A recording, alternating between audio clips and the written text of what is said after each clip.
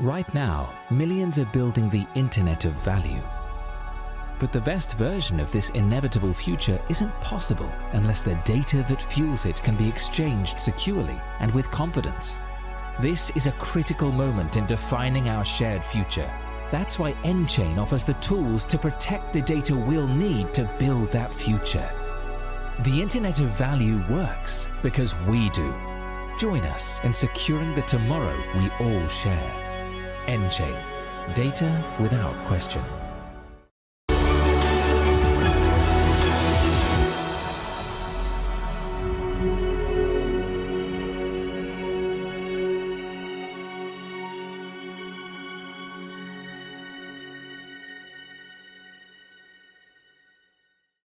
So tonight I'm going to talk a little bit about some of the things we've been doing and where it goes.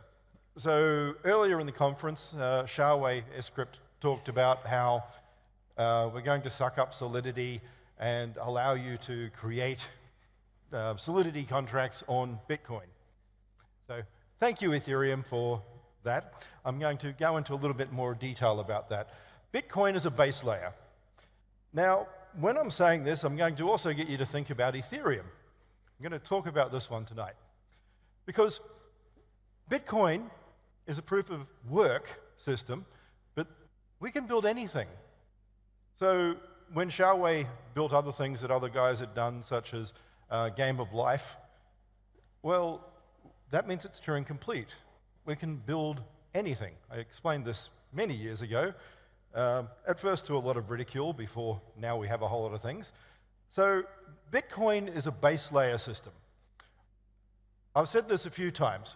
We should be building pruned nodes, pruned sections that have part of the information. In doing this, everyone shouldn't have everything. Everyone should have a block header that links everything. That block header will allow you to provably show information from any source and any transaction and show when it was created and the probity and attestation of all those transactions. But we don't want everything. So we want to be able to build subnetworks. We want to be able to prune information and keep only the things that are interesting to us. In doing this, we want the mining network, but on top of that, we want to be able to build sublayers and different layers below. And this is not layers the way that people tell you, like Lightning. Layers are by definition within transactions and within systems. They're not separate gatewayed systems. But I don't want the whole internet at home. I don't want to store every machine. I only want the bits that are interesting to me. So what we want to do is create a layered network.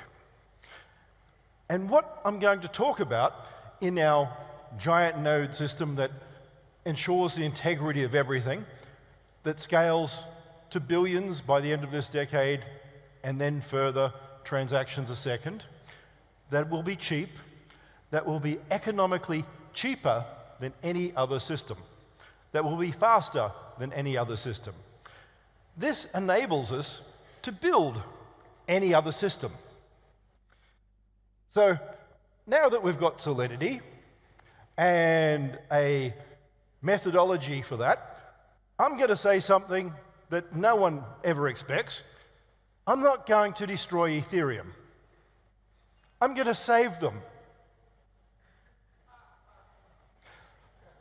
I'm going to consume them. We're going to build every blockchain on Bitcoin.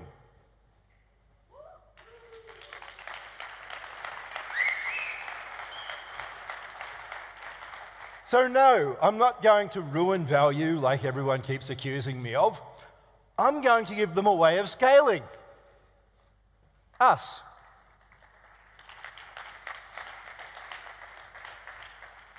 Now, SPV and what I've been talking about for years allows us to have separate parts of networks. And each of those separate networks can have its own rules. Now, with the move to POS, This makes it really, really simple to effectively grab and consume Ethereum. Because we can build POS into existing key structures.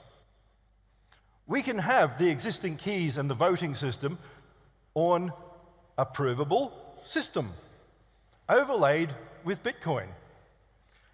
So, what we're going to do is start creating different mobile user, mobile cloud, mobile application systems. We're going to create selected nodes that can prune everything else that isn't them. And an example of this would be a subnode of Bitcoin, Ethereum, will be able to have its own sub-rules. It will be able to form its own way of doing things like CryptoKitties that are obviously so super valuable and do them at scale. So, when we're creating all this, we won't need to have them worry about, oh, my block size is too big. We'll give them an SPV methodology for their own little teeny-weeny blocks. And they can have as many teeny-weeny blocks as they want, as fast as they want, because we can incorporate them all peer-to-peer. So what we're going to do here is we're going to extend SPV in wallets, and we're going to build new things on top of it. We're going to extend what we're talking about out so that anything you can imagine can be built. I said this before, but no one really gets it. And by anything you can imagine on a blockchain, we're going to start building all of what you can imagine. Everyone's talking about, what about the crash? How about we don't make one? How about we don't crash an industry, we capture it? Why have something where people are using and ruin it? Isn't there a better way? So what we're going to do is we're going to start building network scalability into everyone. And the lovely thing is, they don't actually have a choice. You see, ERC 721 is a granted end-chain patent this year.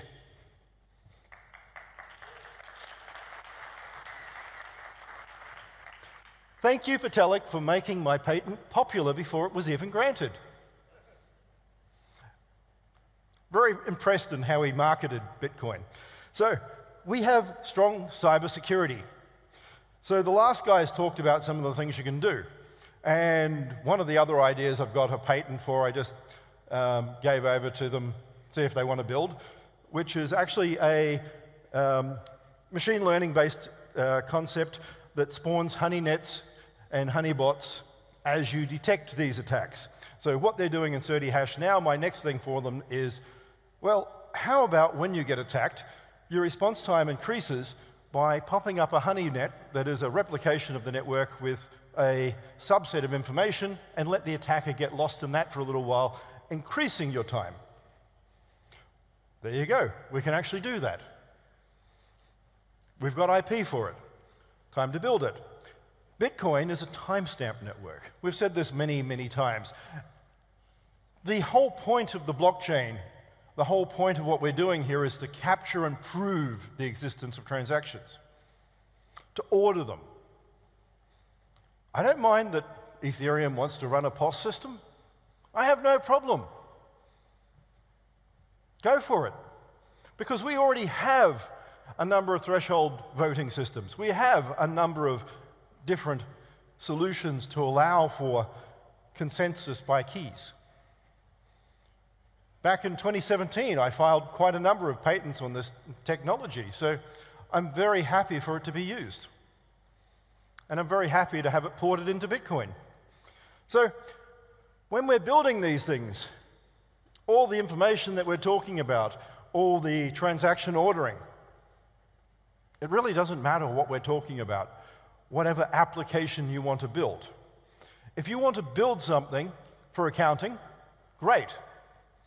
When you're talking about payloads for hash chains, etc., good. We can data link all of the information directly right now. And one of the things we want to start getting you to understand is you don't need everything. This is the problem people keep going on with when they're talking about blockchains. SPV is secure. The hash that you have in the block header secures every transaction. If I change 1, 0, 1, 1, 1 bit, 1 nibble, 1 byte in any size block, the hash header is invalidated completely. So if you have the hash header, it is just as secure as the whole block. And I'm going to say that categorically. Not, oh, well, it's nearly as secure. It is just as secure. The entire security framework is based on the security of the hashes in Bitcoin. If they're not secure, then nothing's secure. It is an all or nothing binary ASCII thing. It is either completely secure or not secure. Global trade. Why do we want to put all these silly gateways between people? I know if you're an exchange, it's great. From an exchange point of view, having 30,000 coins is wonderful. Because going up and going, I'm going to take my flour coin and trade it for water coin so that I can buy sandwich coin and have a bit of lunch, well, every single intermediary is wonderful. But this Bitcoin thing was always about getting rid of that. So who here has seen The Meaning of Life from Monty Python?